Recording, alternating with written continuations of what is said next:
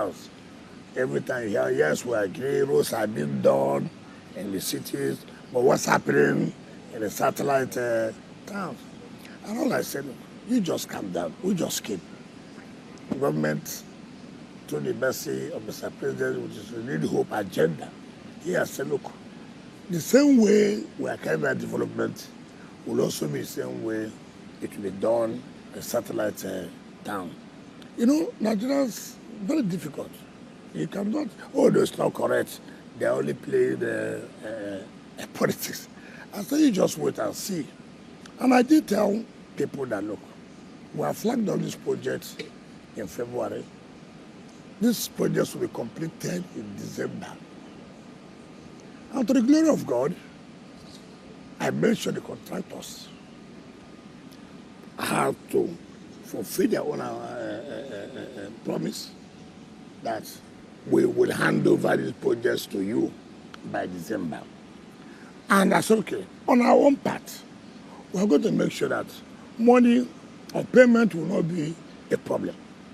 And we did that.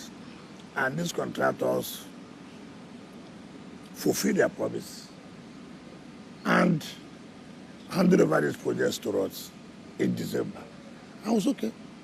By the time we resume January, we'll make sure that we'll let the world know the promise we made, the Renewed Hope agenda made promise that look, we're going to do this, we're going to carry development to the satellite towns. The 6 area councils, not choosing one, the 6 area councils, Amak, Kuje, Buhari, Gwagwalada, Abaji, and Kwali, all. No one is left out. So that's what we're trying to let you know, that we, by Mr. President Renewed Hope agenda, the hope has come back to the rural area, to the satellite towns.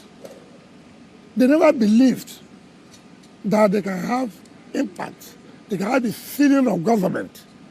But today, is this true? Can this be true? We'll be hearing about government in the federal capital territory. So it has come to us. And we must, if you don't let people know, nobody will know. Now we say, okay, we made this promise. The government of Tinubu made this promise. And now he's been able to fulfill the promises he has made. So tomorrow, we want to start Monday, Tuesday, Wednesday, Thursday, Friday. Then next week, we'll complete. Then after next week, we'll now come back to flagging of other projects in the satellite towns. Your Excellency, it seems to, Honorable Minister, you seem to be very, very heavy on infrastructural development, and a lot of people have been talking about human capital development. That it's not about roads, it's not about the heavy things you've been doing. That what do you have in mind for the unemployed youths of this? You know the problem I have with all of us. You do this, oh, people are complaining that you're only doing that. You do this, oh, people are saying that, what about the other area? First of all, what does the economy of any country? What are the economy? Infrastructure. So if you want the economy to grow, well, what do you do first? To grow the infrastructure. Now when you have done that, how do we not first human capital development? We need what's human capital development. You're talking about only these jobs that are going on. Are they not being employed? These jobs that are going on, you talk about. Tell us how they've been affected directly. I'm coming. Take for example, you have a job going on in Kwale, not less than 100, 200 persons are being employed. You have a job going on in Kuje, not less than 200 people are employed. You have a job going on in Gwagwalada, not less than 200 people are being employed, just like that. Who are these people being employed? The youths and other people. The mistake we always think or make is that Employment is only when you're employed in the government ministries and the rest. That's only where I see all of us. Employment. Look at the kind of jobs we're creating. If you calculate the number of infrastructure going on in this city today, and then look at the number of people that have been employed, then you can now say, really, we have such number of persons that have been employed by this, or employment have been created by this administration. Your Excellency, it seems the FCT administration has raised the bar in road construction and infrastructure. We have gone around looking at some of these projects that you flagged off the construction several months ago. The Buhari Road, the Law School, Saburi 1, Saburi 2, Paikon, Kore, the Market Road at Gwagwalada, and as we speak, they have all been completed. Most of them, those that have not been completed, are at 90-something%. And in those flag offs, you stated clearly that these roads will match the standard in any part of the world, and we have seen it. But the problem is that since there's a communication gap, because just like the Paikon Kore Road, the Gwagwalada Market Road, which you promised that there will be street lights, the contractors are saying that it was not in their contractual agreement. Is there a breach of communication, or there is a change of there was a change in the actual plan and design by the administration? I don't think you got the correct information. I will give you the correct information. First of all, these 6 roads we are commissioning now, there was no provision of street lights. These 6 roads we are commissioning now, there are no provision for street lights. Now, but before their completion, we now say, look, you have to include street lights. And then I say, yes, but that will take us some time. But if you go to Kwale, street lights have been provided. Kuje, street lights have been provided. Now, but the new ones we are awarded, we flagged up, like A2 to Pi to Goma, the street light is in that contract. All other roads we've recently flagged off, street light is included. But the one we flagged off as of last year, which we are now trying to commission for tomorrow, there are no street lights in that contract. However, before they were completed, we said you have to add street lights. And some of us said, look, yes, we have agreed, but we cannot complete it before that commissioning. But some said we can. And just like in Kwale and Kuje,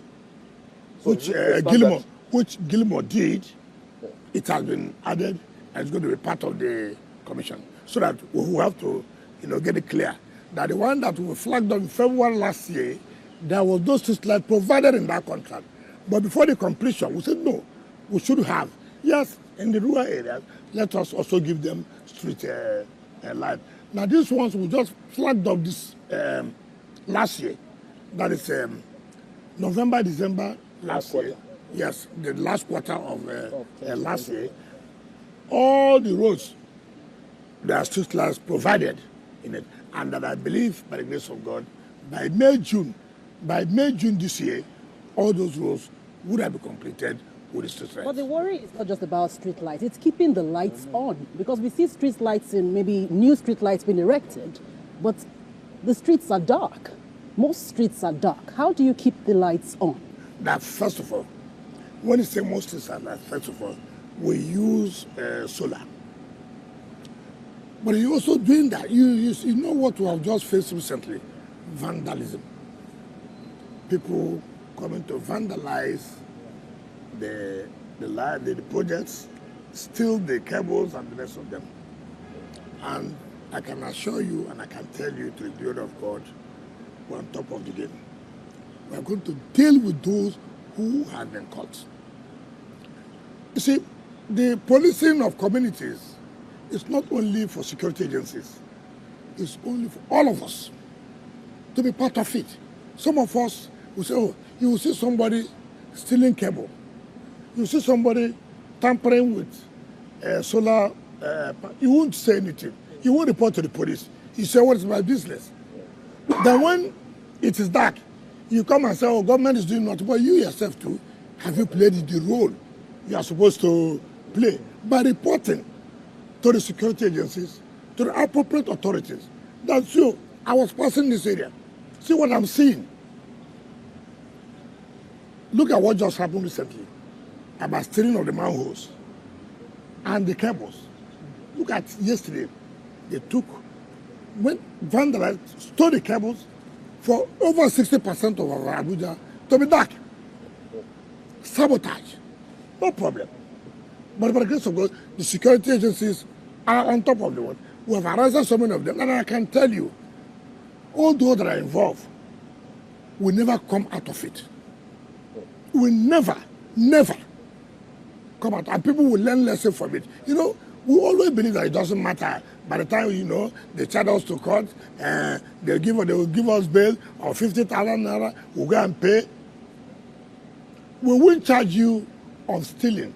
We'll charge you economic sabotage. Enough is enough. Nobody will take this. Nobody who believes, who actually loves his country, will accept what is going on. Government will make efforts to make you comfortable, to make you happy, to provide the necessary infrastructure. Then you see people who say, no, this government is doing well. Let us sabotage them. And we owe a duty to say, look, should we accept this? Government spends money, taxpayers' money, to make you comfortable, to provide the necessary infrastructure. And some people will go back and say, look, why do we allow this government to be having a good name? Let us sabotage them. No problem. You are sabotaging. You know, there is adage in my place. Every day is for the thief man. One day is for the owner of the house. They have been doing that. Now most of them have been caught. And that's the end of them. Right. But some of them are doing so not purely to sabotage government because of economic instincts, you know, just how to survive. No, I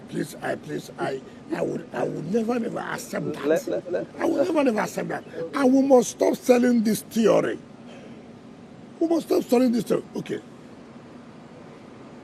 It's so fine. If you say that I'm doing this to survive, take for example, we bought vehicles for use to enable them a form of empowerment to see what they can do for themselves in life. As I speak to you today, do you know what has happened?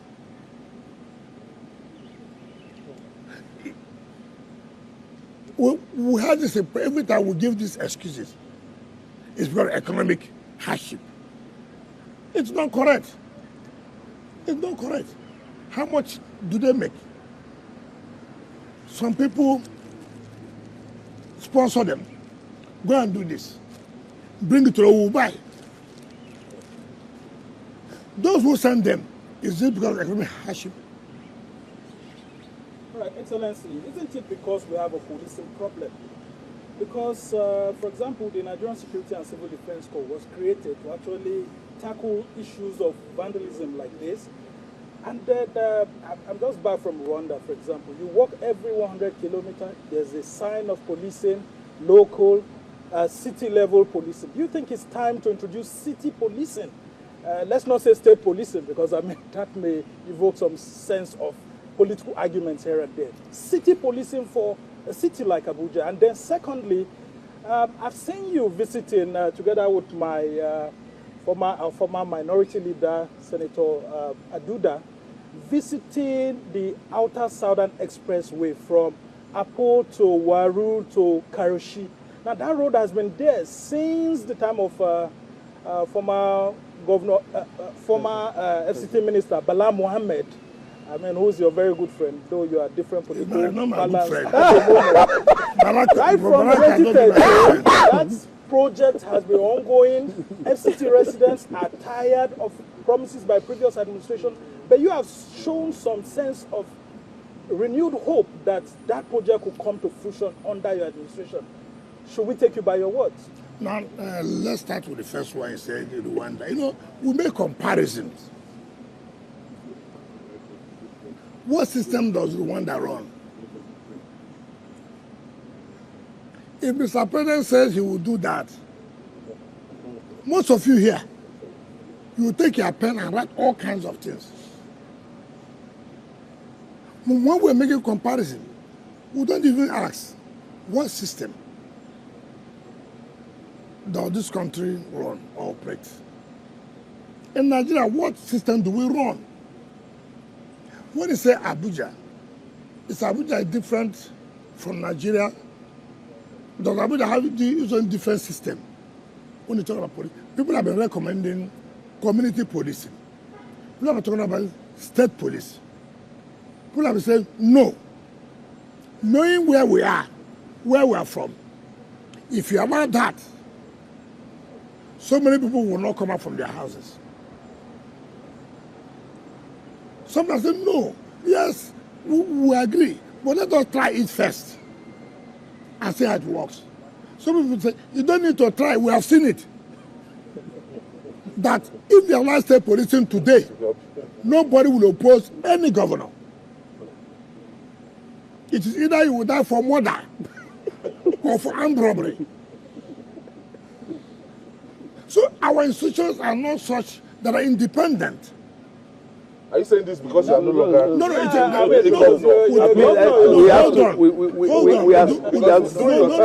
we still have people on this side who have not asked questions. That's the problem.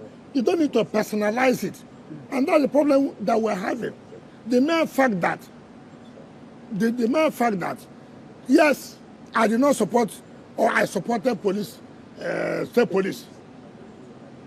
If I was wrong, I was wrong. If I was right, I was right.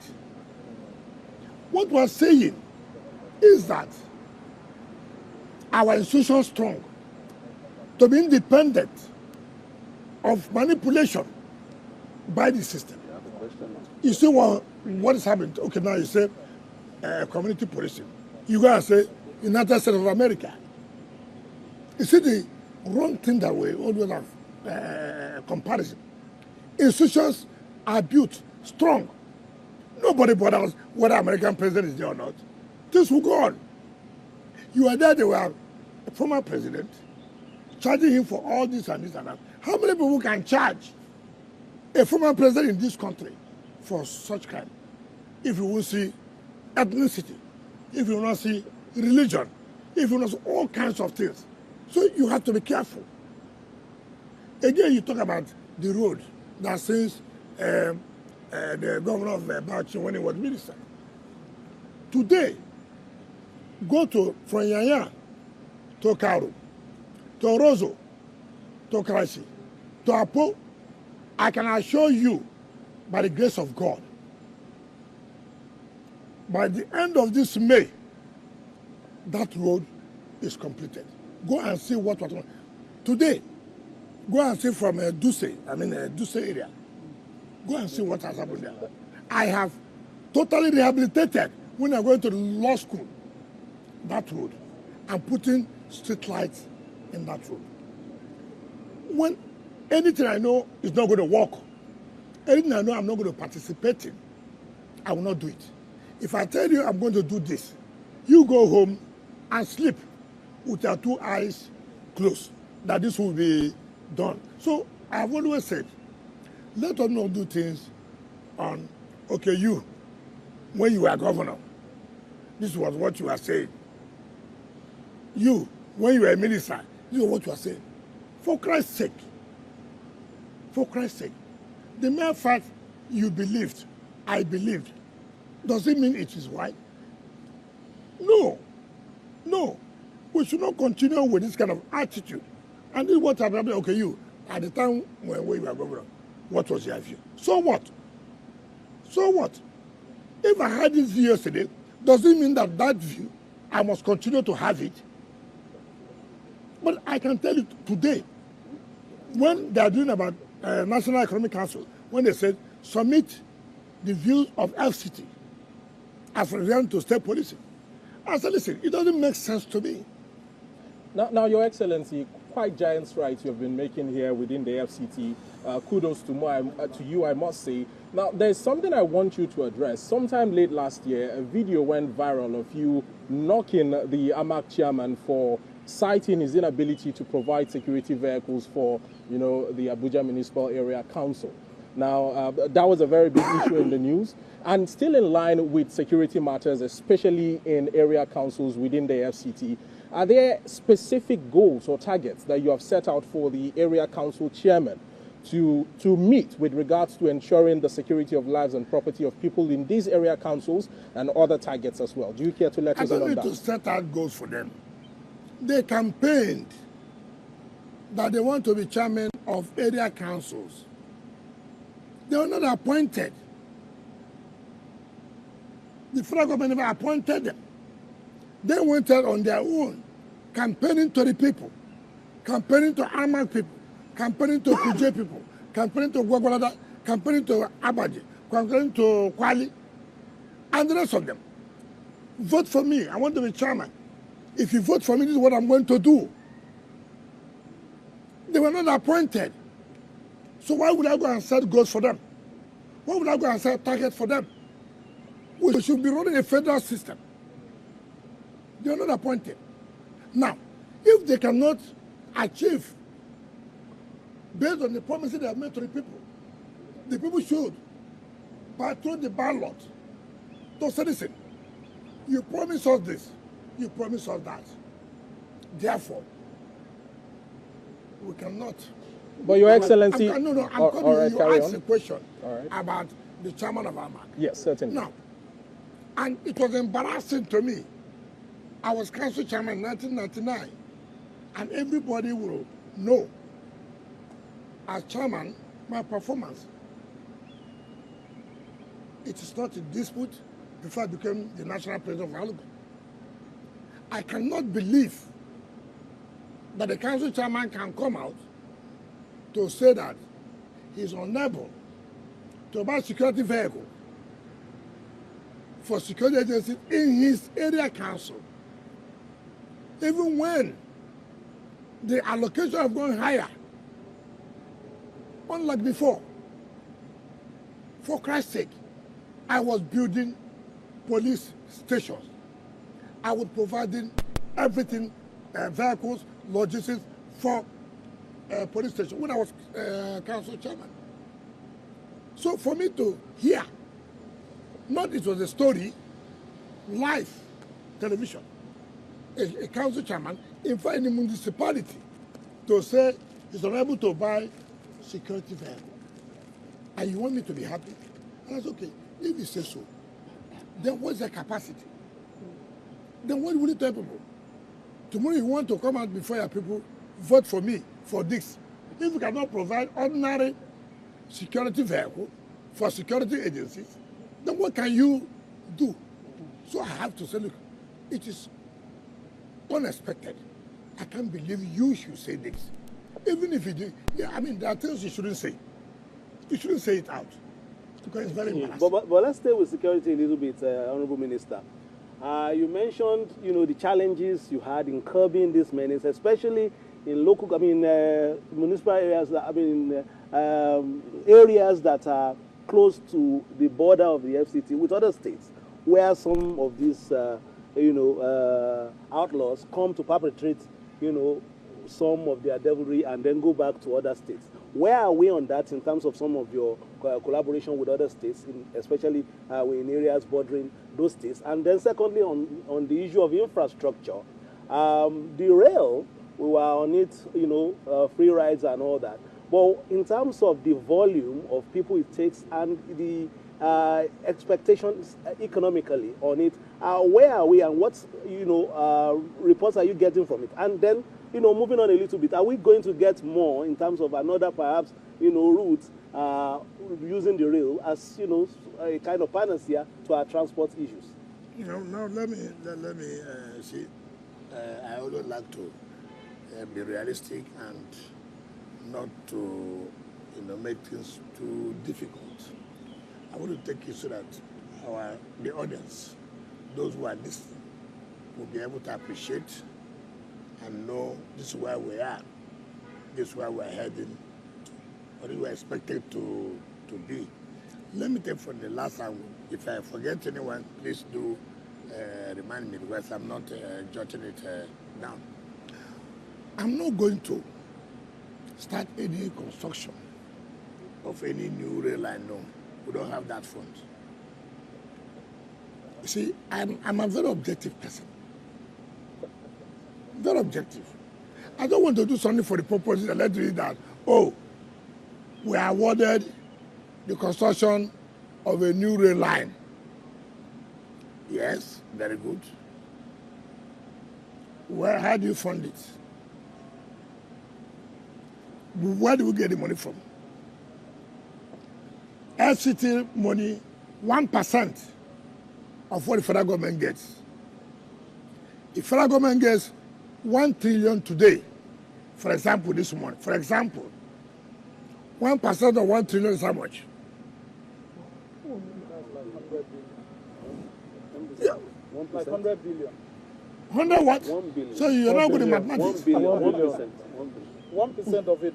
Yeah. Oh, okay. So you see, tomorrow you go to television, we are not good in math. You don't even know the simple mathematics here. 10 billion. Well, we don't 10 billion naira. Excellency, we don't spend in billions. We are journalists. 10 billion. No, you 10 billion naira. 10 billion, okay. 10 billion naira. Wow. That's small. Now, where do you fall back to?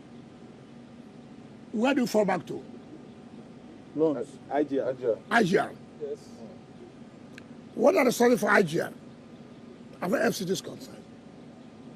Land. That's the major source. Taxes. Taxes. Part of the taxes is what?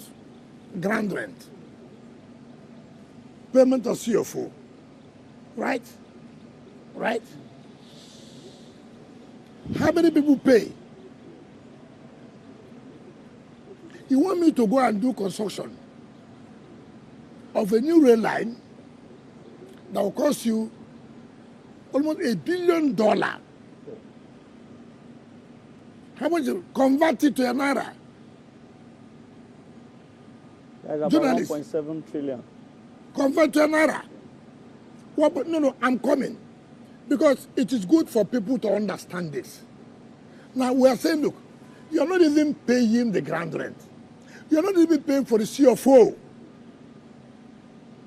You come out to tell Nigerians, why not pay? How much is ground rent? It's not a monthly payment. It's a yearly payment. 200,000 naira, 300,000 naira, 500,000 naira. Annually. Annually, not monthly. Annually. For CFO, once. Depending on the size of the property or the land you have. Maybe you may have 8,000 square meters. And your CFO will say, you will pay 2.something million. That 2.something million is not paid monthly, year is once. How many people pay? And you come up to citizen. You want this road. You want new rail line now. I'm just asking. No, you want. Yes. No, I'm coming. Yes. You are speaking on behalf of the people. You want. What I mean, you, not you as a person, but you in plural, that the people. Right? Now, where do we get this money? We should go to bank to borrow. Fine. We are going to bank A to borrow. Bank A will say, okay, what's the collateral? How much are you going to pay us monthly or yearly? How do you get it? Therefore, I'm not going to be part of that. I want it. It's true. But if the government can fund it, good for us. But to say FCT on its own, to go and fund such, it's not going to work. And that is the truth. Now, I don't know the second question you asked. We're talking about security. And, Now you talk about security. You know, we must commend security agencies in this FCT. What we know, if you know, every day you kneel down praying for the security agencies, what they have done and what they're doing. You only hear, oh, somebody was attacked yesterday, but you don't hear how many people were stopped from being attacked. You don't. Oh, somebody was attacked.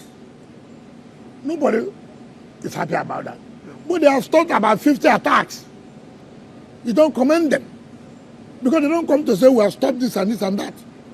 As I speak to you today, you and I know what it used to be is not what it is today. We are taking steps. We are building now to enhance security. In the 6 area councils, we are building 12 new police stations to beef up security in all these area councils.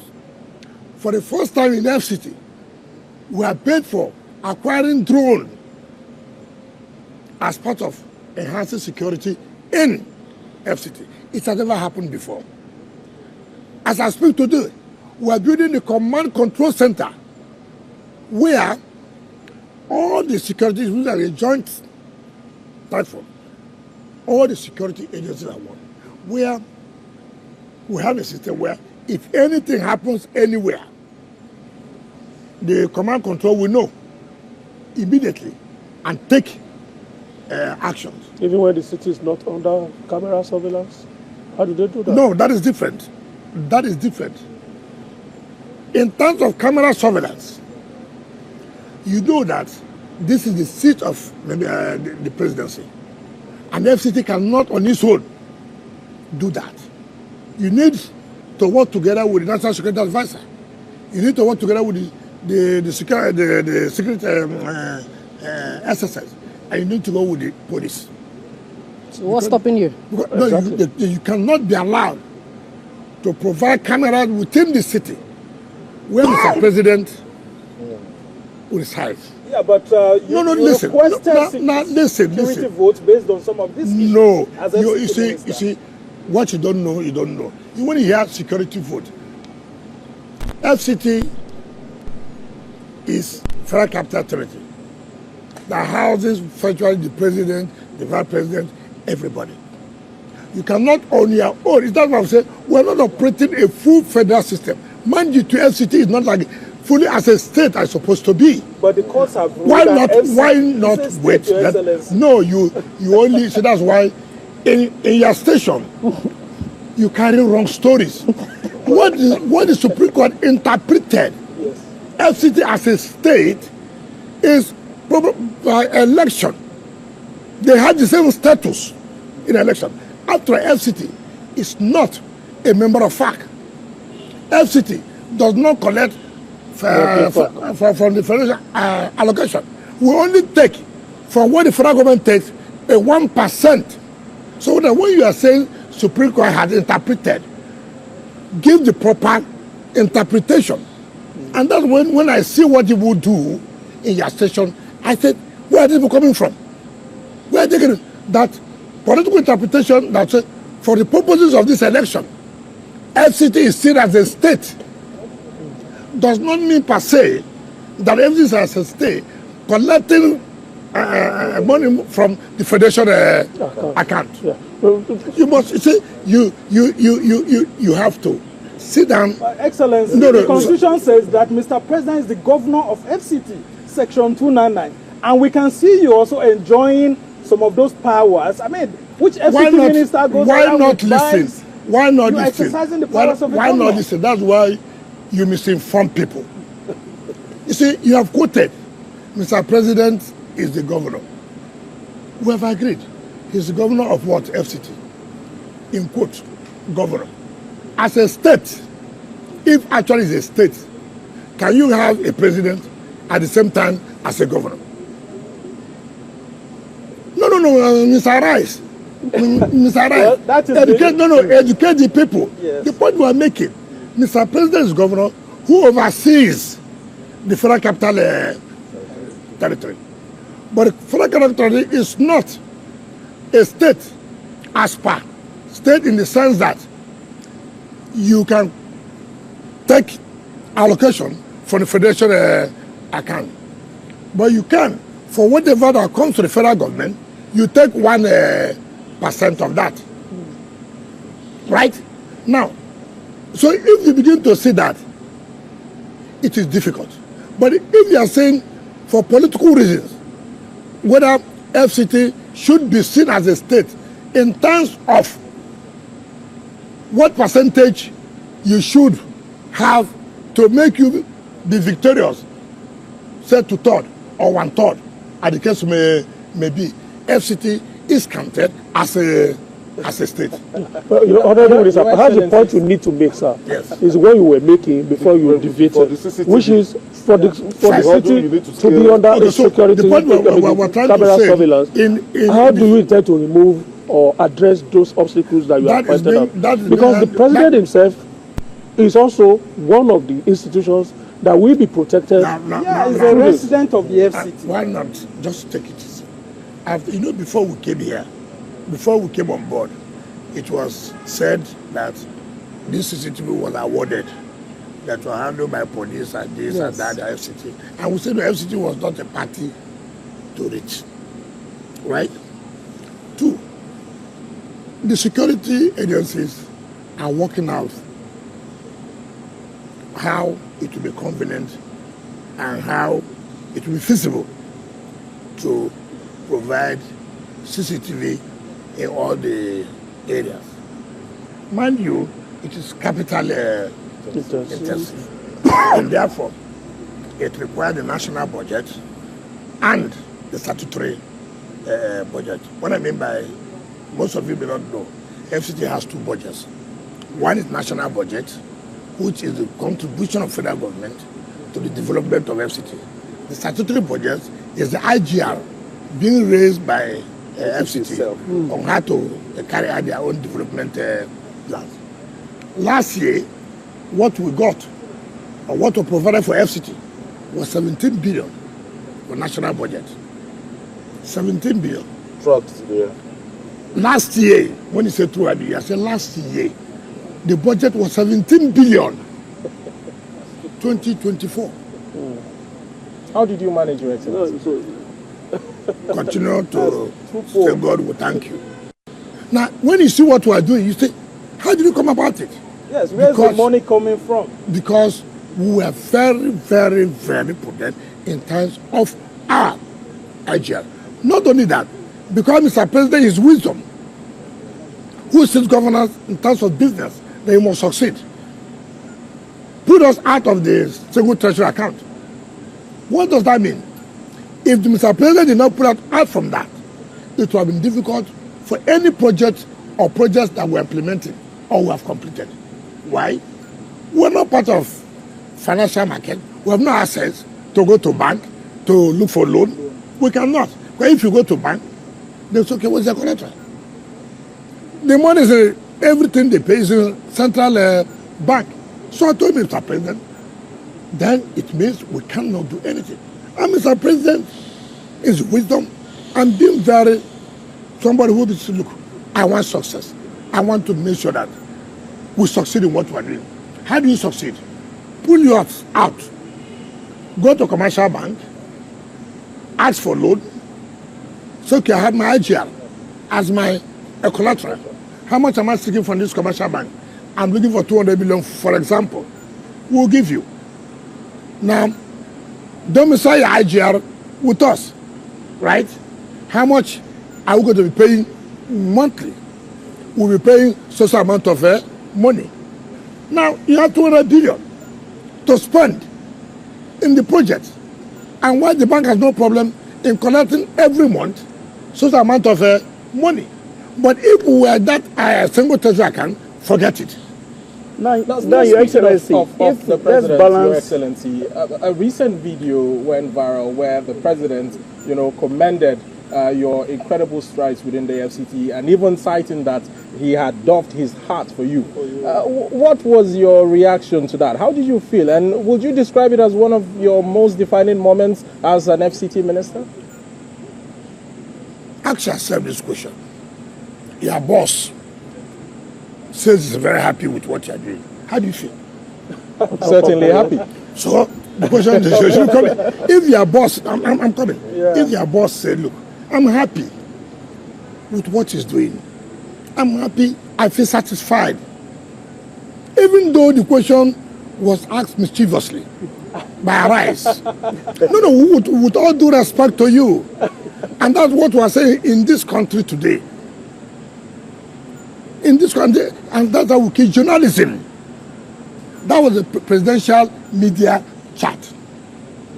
Presidential media what? Chat. It's because some other ministers are envious of excuse you, me, sir. Excuse me, sir. Presidential media chat. So unfortunate. So unfortunate. A first class graduate, first class I hear, first class, will bring out a single minister. Not to say ask question. You say, look, land grabbing. First of all, accuse the minister of land grabbing.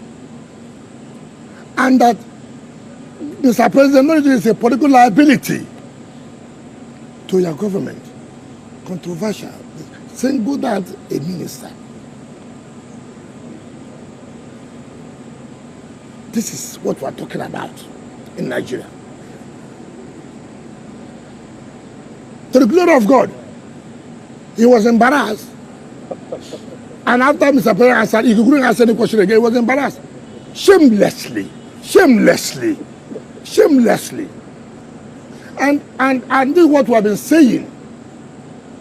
Everybody has a role to play to make sure that we must not allow our personal interests to overshadow things. We should not. All right, Your Excellency, Your Excellency, just a moment, please. Just a moment, please. No, I think you have somebody who's moderating this. Yes. Honorable Minister, because we're going to be going on break very shortly in about 4 minutes, and I would like Gloria to ask that question. Yes, just as the president is pleased with you, a certain group of people are not pleased with you, and these guys, they're workers, about 300 of them, like we understand. Yeah. And they call them waste management contractors under the Satellite Towns Development Department. Yes. So they said they're hinting about an imminent strike because of unpaid salaries in the last 6 months. Did you hear about this? Is it salaries or contracts? He said contractors. Is it salaries or contractors? Did you hear about this? No, hold on.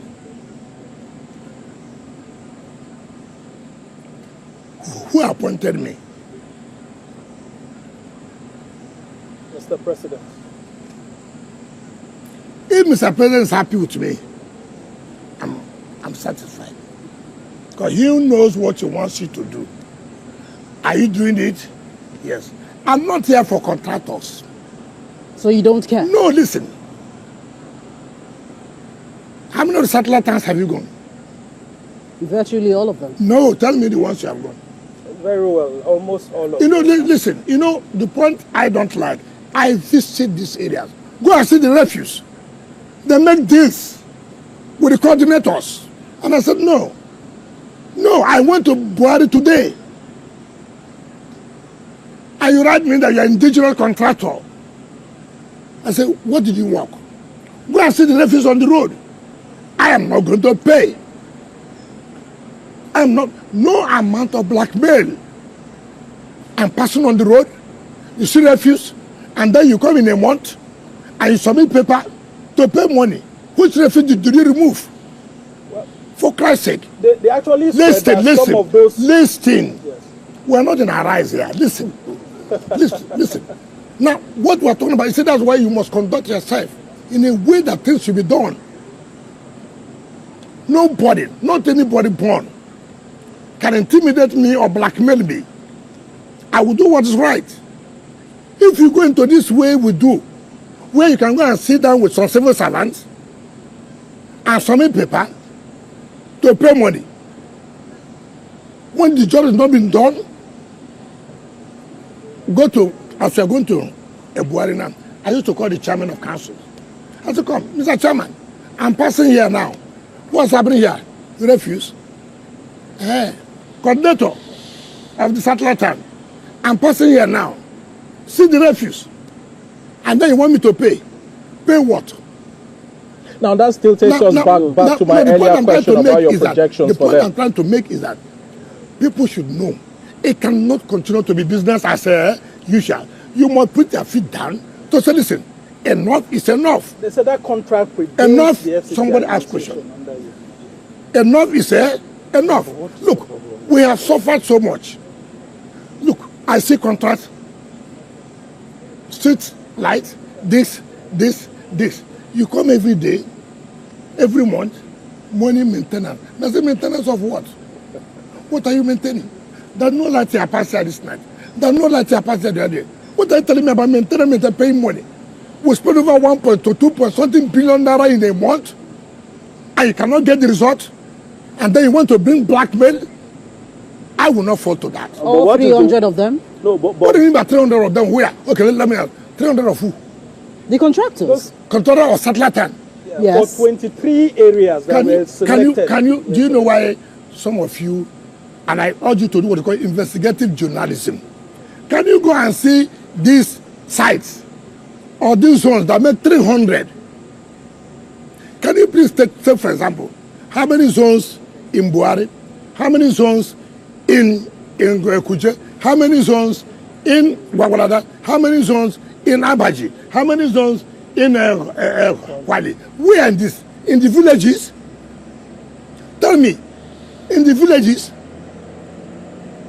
What are we talking about? Honorable Minister, we have to go on a quick break. First of all, if you are going on the road, which is very important and key, when you cannot remove the refuse on the road, is it in the villages? You mean you are doing sanitation refuse in the villages?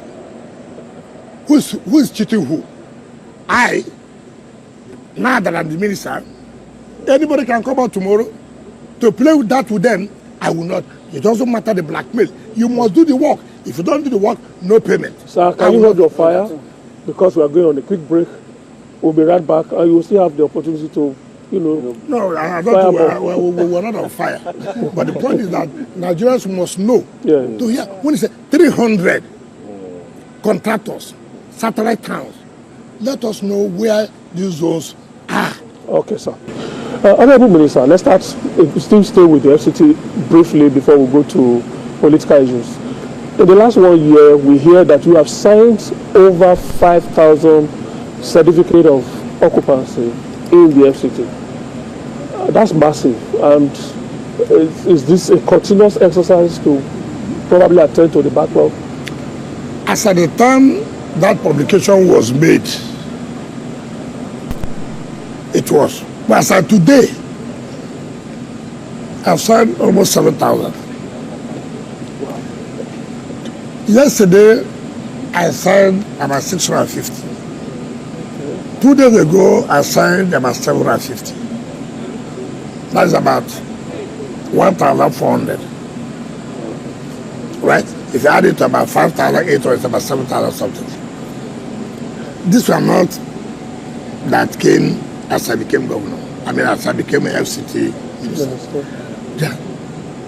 CFOs that have been there 10 years, 13 years ago. Not signed. And one of the mandates Mr. President said, look, you must create ease of doing business. Make it easy for people to be able to carry out their businesses. Having a CFO is something that will help you to improve in your businesses. Can be a collateral for you to access finance or finances, as the case may be. And when I came on board, how can you have this kind of backlog of CFOs not signed? That is killing businesses. That is making the economy not to thrive. And I said, look, no, it's not going to be done. In fact, the special advisor to Mr. President on policy, what's her name?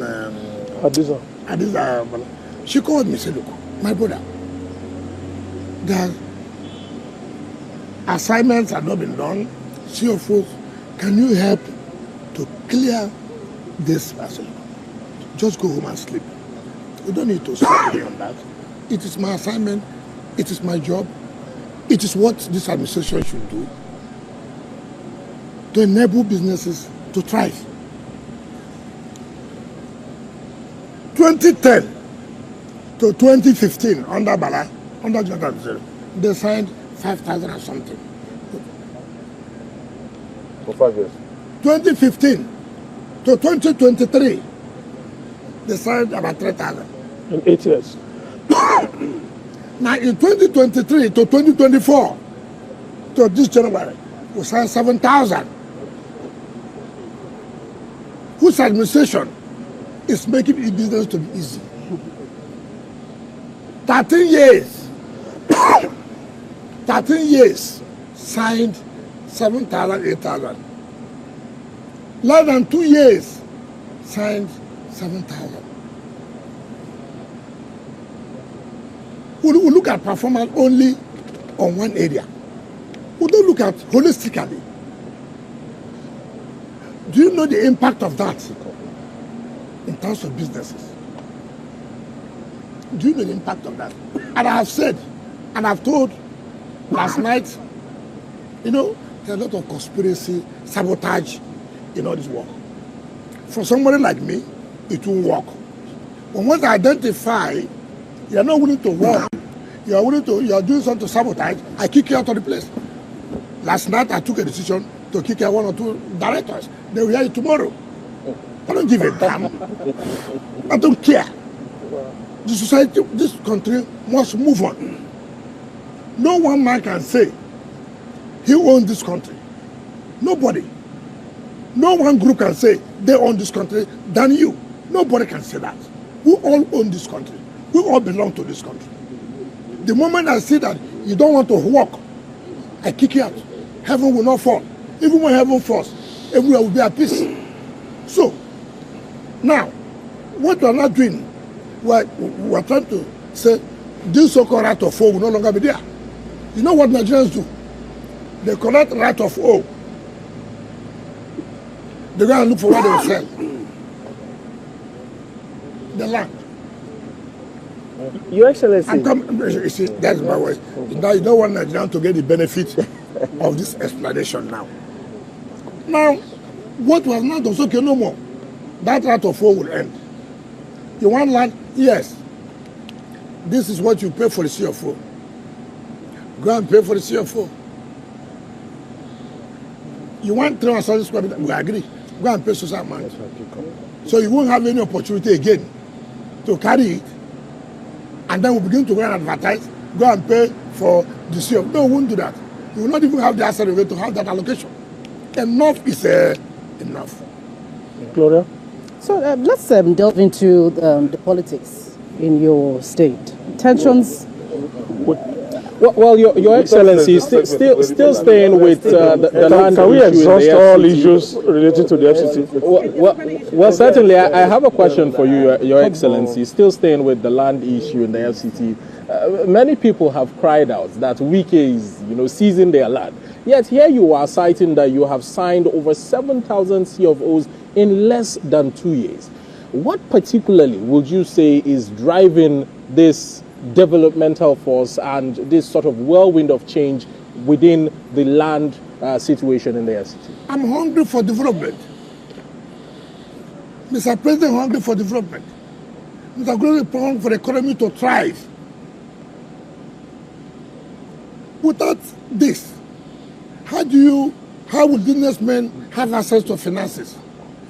How would they be able to embark upon one thing or the other? You are killing the economy, you are killing businesses. Therefore, how do we support businesses to thrive? Is to make sure that having access to finances is made possible. And how is it made possible? Sign the certificate of occupancy they will use as collateral to have access to funds. Now, you mentioned something about, right of occupancy and, people trying to play cunningly around it. What do you have against it, Your Excellency? Let me tell you, why should I, when you have right of occupancy is like an allocation that you have an allocated land, but are not conferred full title on you. It's only when you have the CFO that you now have title.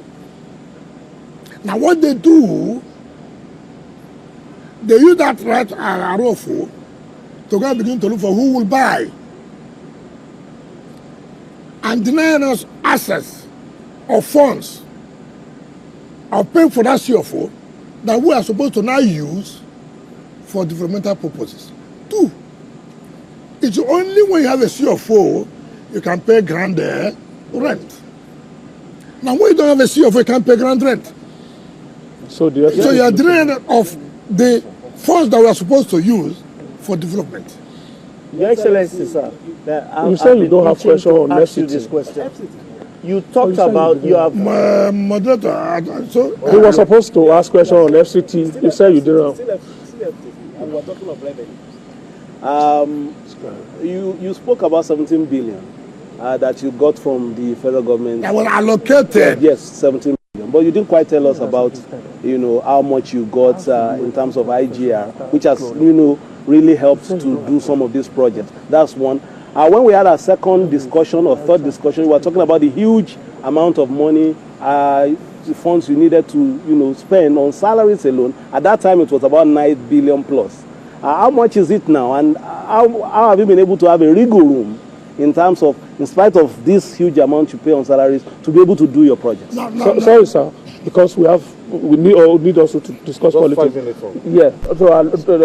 So, my colleague from here said, no, you will answer it. Just keep it. How will I remember? I'm not a computer. We will remind you, sir. Okay. Can you add your own question? Okay, Your Excellency, sir. I remember the last time you went to commission the facility at the court.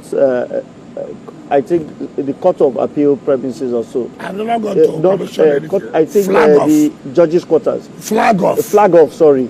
You emphasize that under your administration, you work to ensure that Abuja is at par with other cities around the world. Now, we are talking about security and revenue generation. Is the FCT powerless to stop these touts who harass citizens at various junctions within the city center under the guise of revenue collection, local government, FCTA? We want to know your thoughts on their activities and on the way to go. All right. Two questions. We'll start with HSP. Can you repeat, we're talking about revenues. It's about revenue. Revenues. In terms of your, internally generated revenue, you didn't quite give us the numbers from last year. You told us about 17 billion allocation you got from the federal government, but you didn't quite tell us what you were able to generate, internally to make you, able to do all these projects. That's one. And I spoke about the issues of salaries. Okay. Let me take for the salaries.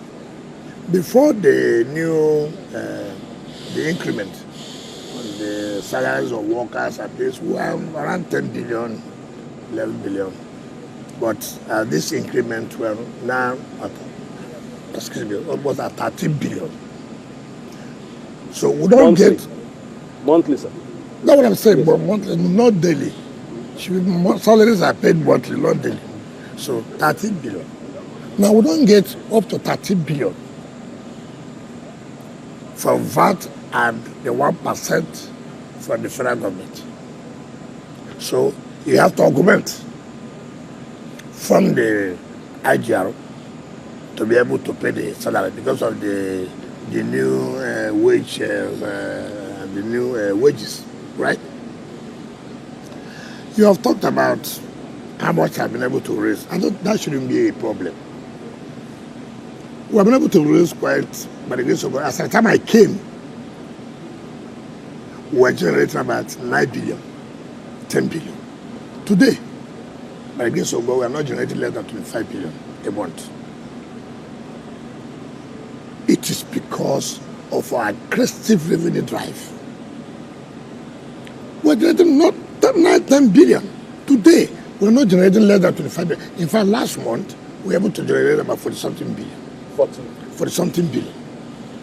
Aggressive revenue drive to be able to carry out this infrastructure.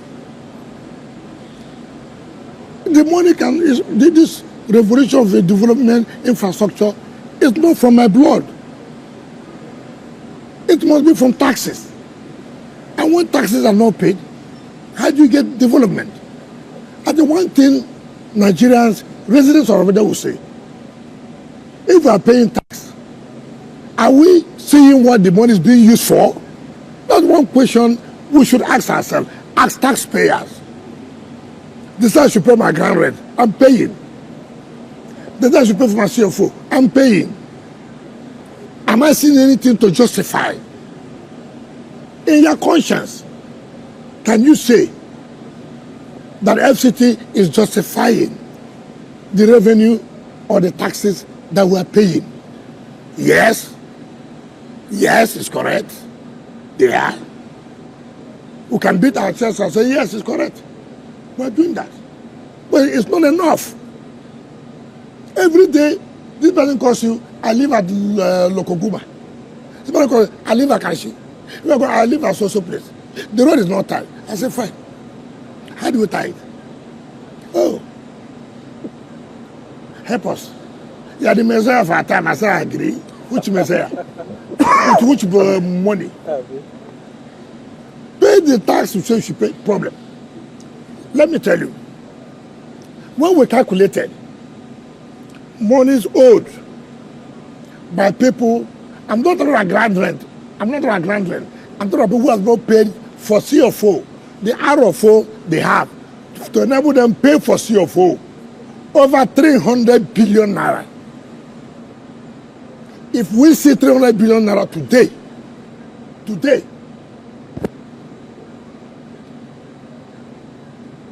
you go to America, go to London and come back in 6 months, you will see that FCT is a different total place. You will appreciate what has been done. I'm telling you, this is money to pay for CFO of the land you asked for and government gave you. I'm going to go and pay. I'm sorry to see the language I use. To tell her how it is. I said, I've not looked at the language I use. Nobody will pay. And you carry all kinds of propaganda. And you say, go and pay for this. If you don't pay for this, we will withdraw it. It becomes a crime. It becomes blackmail. Propaganda. He's trying to take our land. How many lands can you take? I did not give this. 10 years ago, 9 years ago, 15 years ago, government gave you this. You cannot go and pay for this. What kind of country are we in? What kind of country are we in? You say you would do Bengals, for example, Bengals Arofo. So I'll go to court straight. Most of them arrange, they go and fight action in court, and let's keep it there. He will soon leave as the minister. That is the country you are in. People don't want anything to work well. And you are putting everything you can do that no, it must work well. People are sitting there saying it will not work well. Now, for your own question, yes, sir. No, what the central news, you asked about... I asked about the insecurity problem posed by this so-called... I also put it to you. Why do we always talk about insecurity? As if there's anywhere in this country, in this world, where it's crime free. Why not say you are doing well by reducing the level of insecurity? We don't get of any commendation. Every day you hear, oh, this tout, this, that. No, honorable. No, I'm coming. All over the world. Look at Donald Trump, presidential candidate before he became president-elect. Look at what happened to him. 2 times. If it was in Nigeria, you would have condemned the entire security. They don't know anything they are doing. But look how sophisticated as they are. See what happened. Now, we agree about these touts. Nobody will tell you you cannot get one crime or the other. But what was is the prevalence. And that's why we are saying, okay, by the time we finish the bus terminals and the rest of it, take for example, you can't go on the road to begin to look to people to collect money for you. If you do that, you know what you are looking for. Every loading would be on the bus and taxi at terminals. Even in that, you cannot say you will see one form of crime or the other. That's why we are human.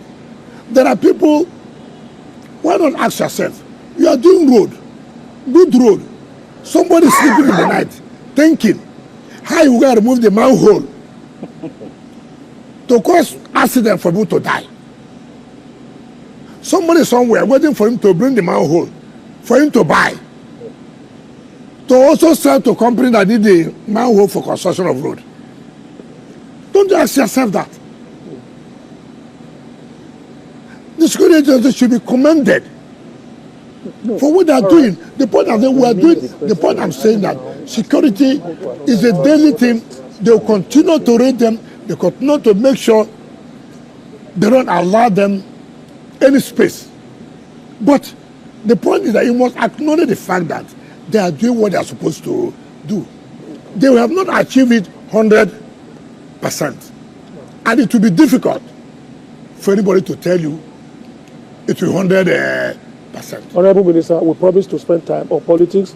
Guys, it's time for politics now. Hold your fire, please. I know you've been itching for all of that. But let's be a little bit orderly. We'll start like that and come like this.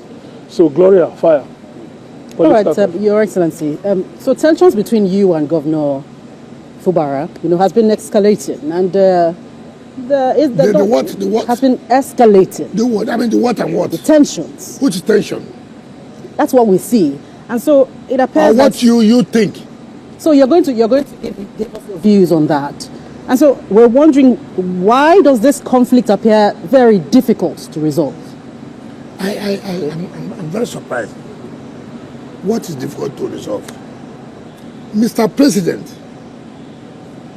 the sovereign of our nation, in his own wisdom, in his own fatherly way, say, look, you come, you sit down. This is the problem.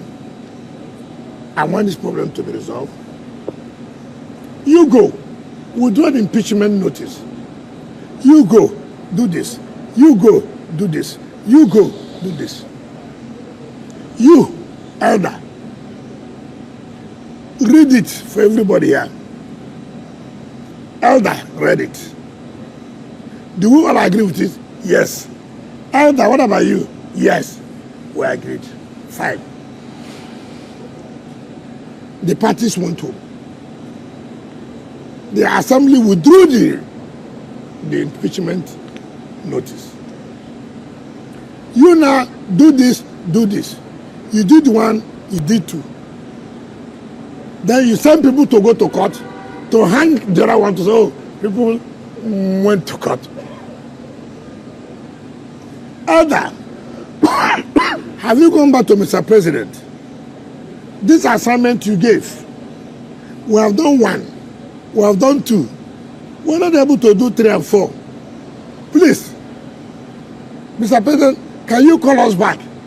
See whether we can find a solution to 3 and 4. Since 1 and 2 have been executed. Nothing. The next thing you see, oh, somebody did this, somebody did that.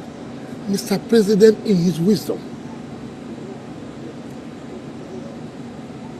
Mr. President, sometimes when people play politics, you play politics, the president says, you come. You were hearing when they were saying, President, or they were political, were not constitutional. I have never seen that happen in my life. A president of a country, we call people, sit them down, do this. One party goes, it's political, it's not binding, it's not constitutional. Come on, who does that? Who does that? Who does that? And then you people are talking about conflict, tension, this and that. You went and you seized assembly people money, their salaries, everything, took it. And you are running with 3-member assembly in Nigeria. All of you, journalists, appearing in your television houses, appearing, justifying. Including the court. No, listen, never. You know, I have always told people, it's not Wike, it's not about Wike or who. It's not about me. But how you will tell me in a democracy, it's only in Nigeria. Okay, take it for example. You say those 27 people defected. Assuming, don't know conceding.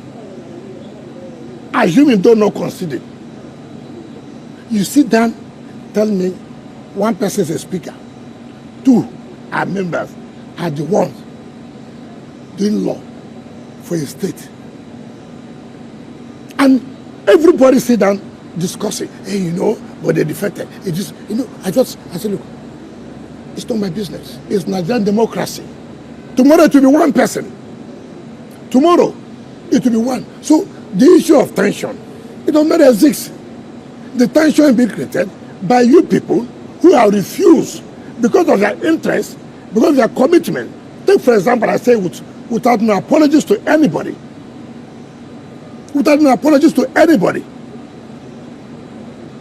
When I see what happens, how media will be scrolling in the bar, tarnishing the images of judges, that judges collected bribe.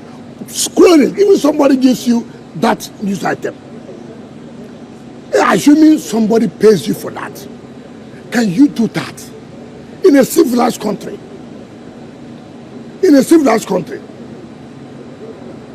But it is what is being discussed.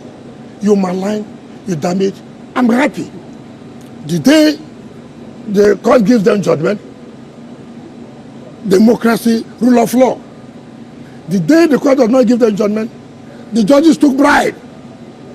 Arise it will be the first morning they will discuss it. And that is where we are in this country. That's where we are. Yeah. Because do you think it's Wike? Oh, I don't like Wike. It's not about Wike. It's about the country we are talking about. Your Excellency, just to take off from there. Yes. It seems your interest politically are a little bit interesting really now, because even your party has 2 people claiming to be national secretary. Yes. At the state level, we have 2 ESCOs carrying the banner of ESCOs as well. Yes. Are you now taking this, as you have said, it's a don't look approach? It's the same people. It's unfortunate. You know, when I tell people, tomorrow they blame the judiciary. Tomorrow PDP will blame the judiciary. You cannot keep your house in order. Tomorrow you go and find some media houses to say this. See how the courts are interfering. What is the problem? It's unfortunate they have a man, they say is a former Senate President Wabara. So unfortunate, so unfortunate. If that man was my father, I would disown him. If it was my father, or he was related, I would have disowned him. He doesn't qualify to be. No wonder Mr. President Obasanjo made a presidential broadcast. It was under his tenure. Obasanjo made a broadcast about corruption. Presidential broadcast. That's the man leading PDP Board of Trustees. This is a man who led people, came to this is my residence. Beauty. How they want to reconcile matters. They went back to a state high court without suing INEC. INEC is a necessary party. INEC was one who observed the election. The National Convention.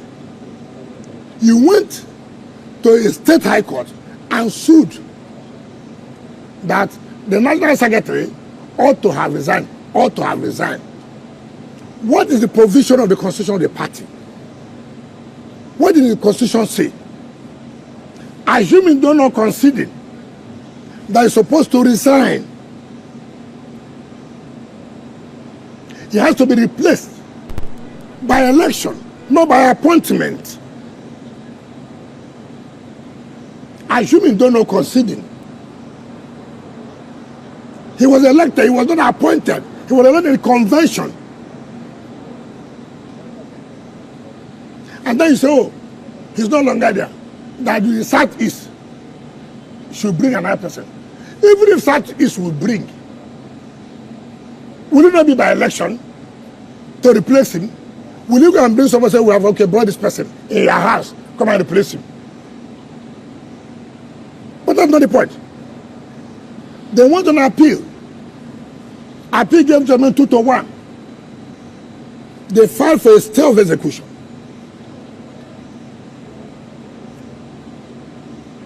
Some governors, in their own wisdom, manipulated. No, they should not, that since, yes, a stay of execution has been filed, but it has not been granted, so let him go, let another person be.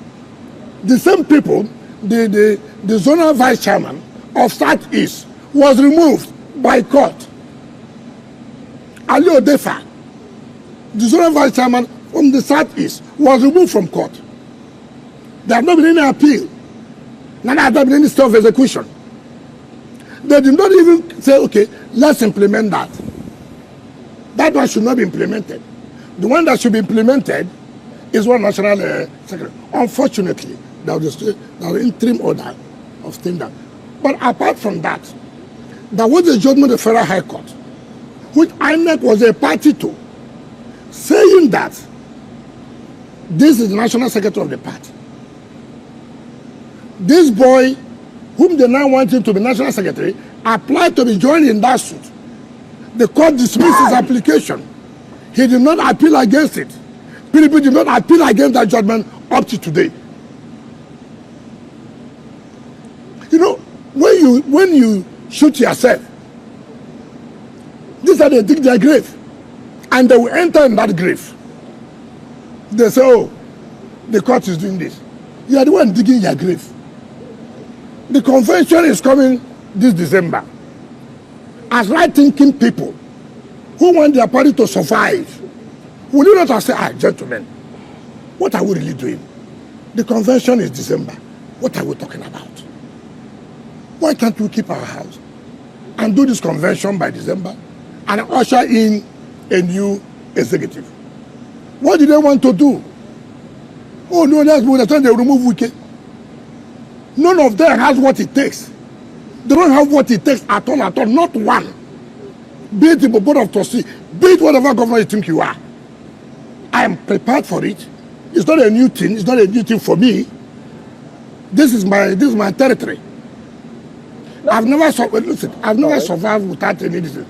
How can you see people do things? You say you love your party, and instead of you to do the right thing for your party to survive, rather you are causing more crisis in your party. Convention is December. You want to remove the national chairman. The court has given a pronouncement. Court said no. You cannot. It will be by convention that you can remove or bring any chairman. You say no. That it is zoned from it is coming from North Central. We never zoned to North Central. The zoning was North and South. But assuming they're not conceding, they're North Central. You cannot bring an appointed chairman to oversee NWC that's elected. You cannot do that.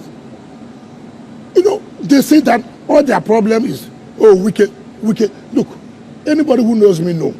I have never, when I said I was not going to support their presidential candidate, I never hid it. I said I was not going to support, and I will not support. Up to today, I stand by it. Your Excellency, let's take you back to Rivers State. Because yes, when you were answering the question with regards to Rivers State, you sort of spoke in parables that not many people would understand. Yes. Now, in Rivers State, the state state exco, the state party exco, the one that many people believe is loyal to you, has been sacked by the court. By which court? By the court. Now, many people believe that the argument here, Your Excellency, is that you are slowly, not my words now, but the general notion, slowly losing political grip with regards to the PDP in your state. That is the television you watch. It's not what we are talking about on ground. Let me tell you. You know, I've always said I don't want to talk about judiciary. But it's unfortunate you have tried to push me now to talk about state judiciary. Carry on, Your Excellency. The Federal High Court gave a nod for the election to take place, which INEC was a party. And directed police, they shall allow the Congress, and they took place. Now let me tell you, it's unfortunate I will say this. Who is this judge that's granting these orders? State High Court judge every day. Who is this judge? You know, I feel so bad. This was a judge I refused that when NJS recommended I will not be sworn in. Why? When the State High Court was locked up by my predecessor, this judge was the Deputy Chief Registrar of the Customary Court of Appeal, Stephen Jumbo. You remember that NJS recommended Justice Desi Okocha to be the Chief Judge of Rivers State. My predecessor refused and appointed the President of Customary Court of Appeal, Justice Agumabo, to be the Chief Judge. And NJC sanctioned him, suspended. How can you do that? Now, during that period, they used this Deputy Chief Registrar, who is now the judge, Stephen Jumbo, siphoned the funds of the judiciary when the judiciary was locked up under lock and key. I came as governor. Justice Desi Okocha became the chief judge. And we saw how monies were being shared. They divided the judges. These judges are loyal. These judges are not loyal. They were paying allowances to these judges. And they are not paying to these judges. And as they said, no, I will not allow this. I'm going to write to NJS, you cannot allow this. Justice Desi Okocha pleaded, please, please, please, allow, please, just let it. You know, sometimes you feel so bad.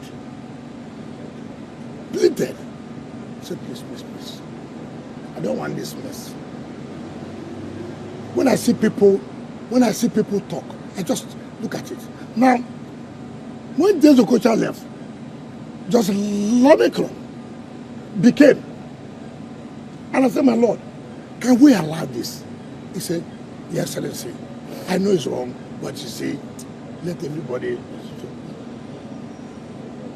JSC indicted this judge, Justice Jumbo, of, look at the funds of the court. When the court was not in session, who was spending this money?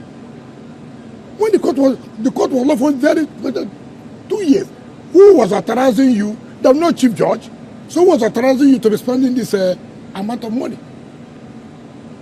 I wrote to the NJS, I said, no, that's kind of thing. And then they said, you know what happened? This young man went to court. He lost. He went to court of appeal. And then I now left office. What the present chief judge did, they now went back to say the state was not opposing the appeal.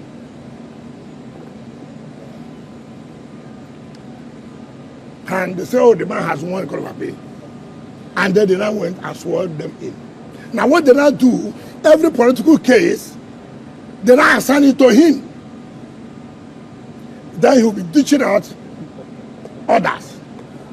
As far as Wike is on this side, he will dish out others. Now, that's why he gave an injunction for people not to do Congress. It's on appeal. They went back again and filed this order. Meanwhile, people are filed in his court. He gave order that should be Congress, which we have gone on appeal. People again came back to him to find that they were the ones who are supposed to be. You know what they did? They did not join. Of course, INEC was not. They did not join INEC. They did also join those who were elected for them to be able to defend themselves. They did not join them. They now said PDP. Now, what they did criminally to align themselves with the legal advisor of the party at the national level, who now took the processes without telling the party. And then they now went to the State High Court and agreed with the plaintiffs. And they now entered judgment. Look, you just laugh. We have been writing the judge. Give us the judgment. No problem. Let us have the proceedings. No problem.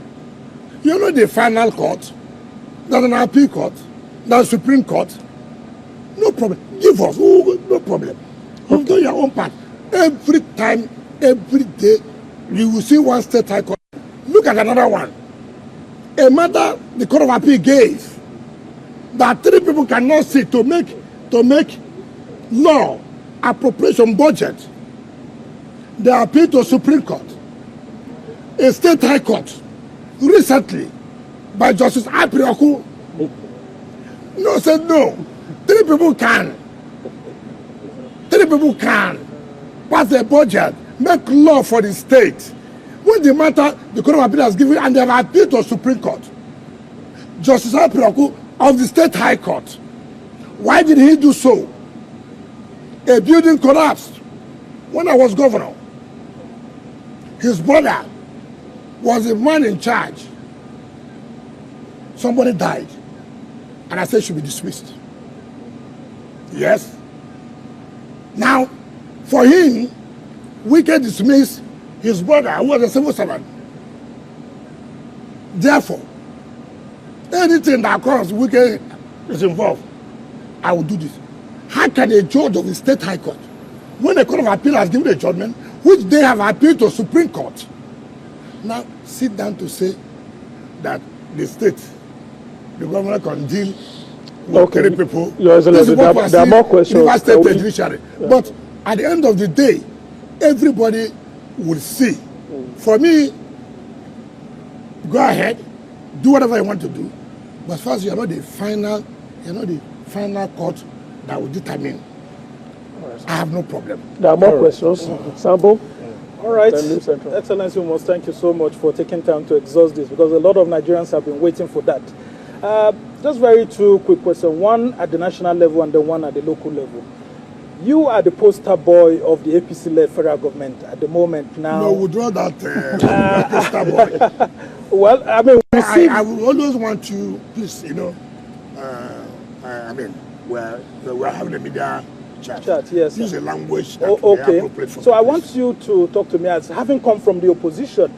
What's the problem with the PDP and opposition parties, political parties in Nigeria, as regards our democratic growth and development at the moment? And then the second question is, I'm seeing some sort of subtle politics in FCT when it comes to area council with the issues of revenue collection. FCT IRS has said that in 2025, they are going to be collecting revenues for FCT area councils.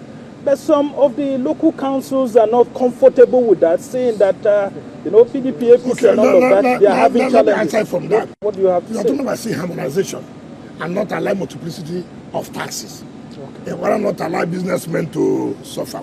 What are the taxes collectible by the local government? What are the taxes collectible by the FCT? Remember, every month we give to area councils 10% of every tax we collect. Every month. As the month ends, if we have 40 billion, for example, 10% goes to the area councils. All 6. 10% goes to the area councils. So 10% of 40 billion, for example, is 4 billion. They share.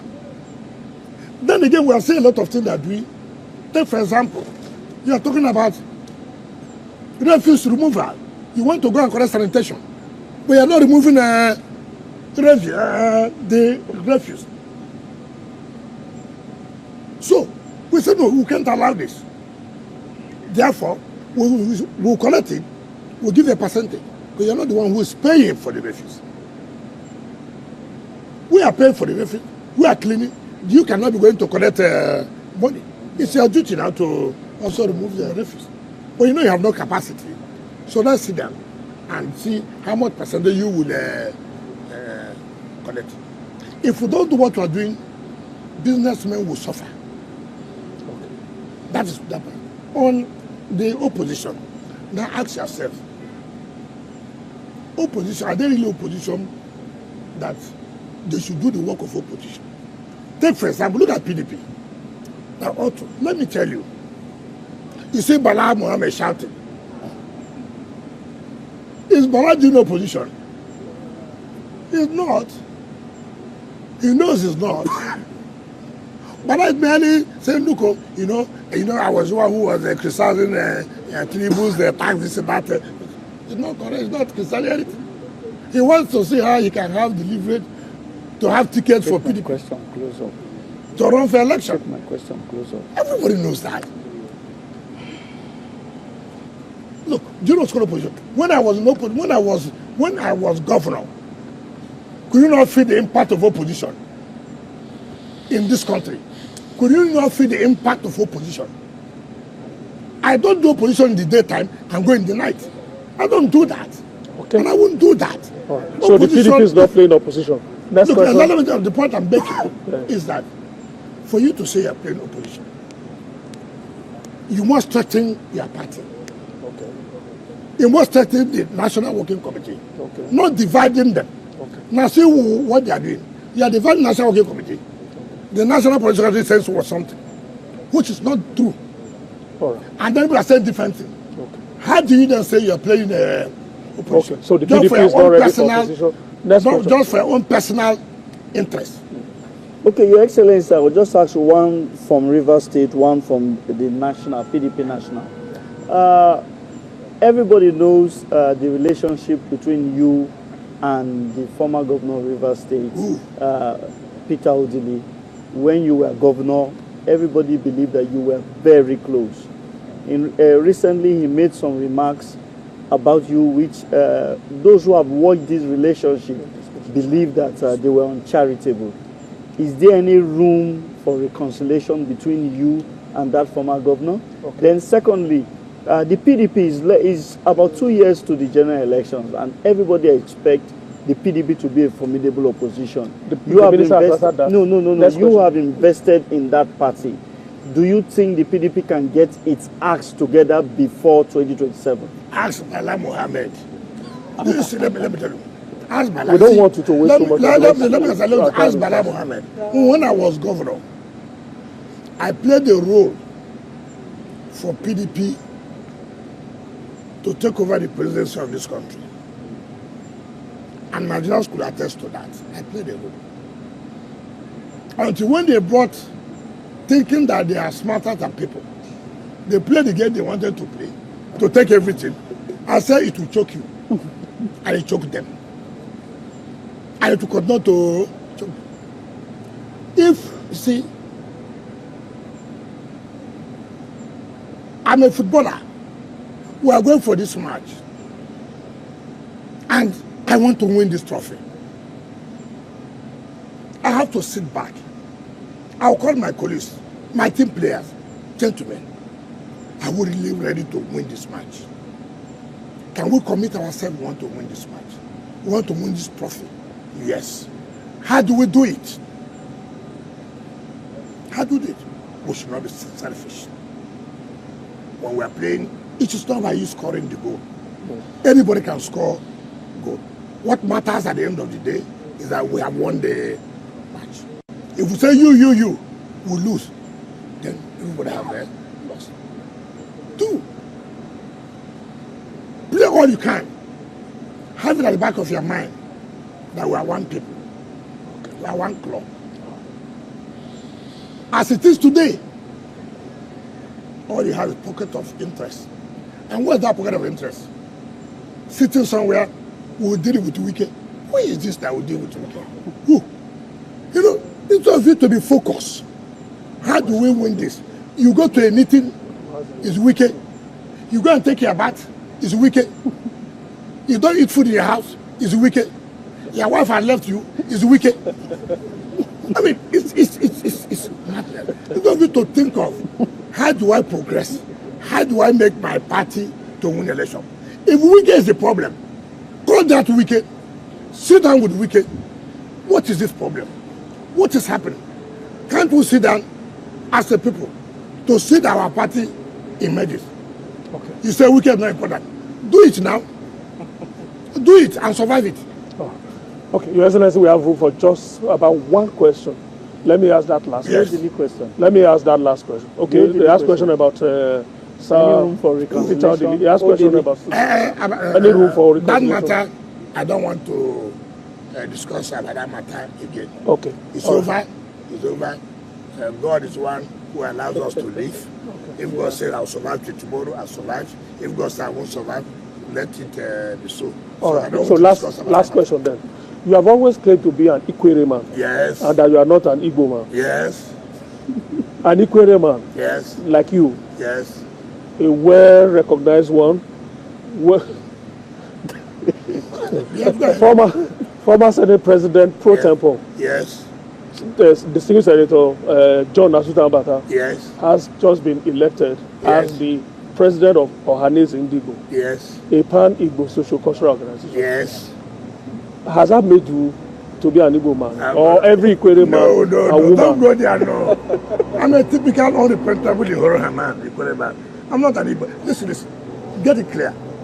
I have no problem with Igbo people, and I have not had problem with them. I've associated with Igbo people. The mere fact, we're all in southeastern Nigeria. The mere fact we're in northern Nigeria, does it make you an Hausa man? Does it make you a Fulani man? Does it make you a Kanuri person? Does it make you not a thief person? The mere fact that you share some similarities, the languages are close, does it make you that you are sorry for? I mean, what is all these things? Senator Asuta-Ambata has a right to associate with whoever you want to associate. I, as Ezewo Yesom Wike, an unrepentable Ikwere man, an unrepentable Ihoro man, I'm not an Igbo man. Okay, but are you happy that an Ikwere man want to say is Ohanese president? Please, I'm not a member of Ohanese. So what I'm not a member, how can you tell me? I don't know what they're doing there. He's your kinsman. But by default now, your kinsman is the chairman. What benefit will I derive? Something I'm not a member of. You know what is there. You know why you are there. You know the benefit that will accrue to you. So, if it's going to be good, okay. But as Ikwere, they have spoken. And Ikwere have said, count us out. And where Ikwere is where I am. I will never, for anything, no matter the disadvantage. Some of my fellow colleagues come to tell me, don't talk on this, I say, talk on what? You know, by your position. I say, So, because of politics, I will deny my identity. Because I'm from a minority, I will not do that one. I will never deny my identity simply because I want to be recognized, to be majority. I will not do it. Are you happy for him? If he's happy, why would I say I'm not happy for him? I mean, why would I say so? If that will suit you, okay. But for me, as the honor man, as a very person, I am where I am, and I will not be. Igbos we are very close. We do things together. We have similarities in so many things. But that does not mean I should go and change my identity now. Simply because he said I should be. Simply because I'm a politician. Oh, somebody told me yesterday, you know, you may want to president this country. I said, okay, get out from here. Get out. I want the president. So what? That's why I should go and answer somebody's mother's name. I'm not. All right, Honorable Minister, we have come to the end of today's media chat. Thank you so much. But I'll allow my colleagues to quickly maybe make their final comments. Example, no question, just final comment. All right, Honorable Minister, we want to really thank you for what you've done. As an indigene of the FCT, I'm really super proud that we've had the minister for the very first time that actually makes a difference. And so we just urge you to... We are from FCT. Yeah, I'm an FCT. You thank me since. New Central. So keep doing the good job, actually. It's been a delight, Honorable Minister. Anytime we sit in front of you, the questions and the answers just keeps on flowing. Thank you, Thank you, Honorable Minister. And of course, Gloria. Well, we thank you, Your Excellency, for your insights. We only hope that you're making steps, to try to bridge the gaps in your party. PDP. Yeah, we are looking forward to some commissioning this week. You have started well. You're all invited. Yes, and we hope also you end the year well. Okay. Honorable Minister, we must thank you so much. It's been a pleasure and a very deliberative session. Thank you very much. Thank you. Honorable Minister, thank you for allowing us to invade this very beautiful complex. This is the official seat of this is the official residence. It has never been like this before. We don't know about that. Thank you for allowing us to be part of your input. Thank you so much, sir. We appreciate it.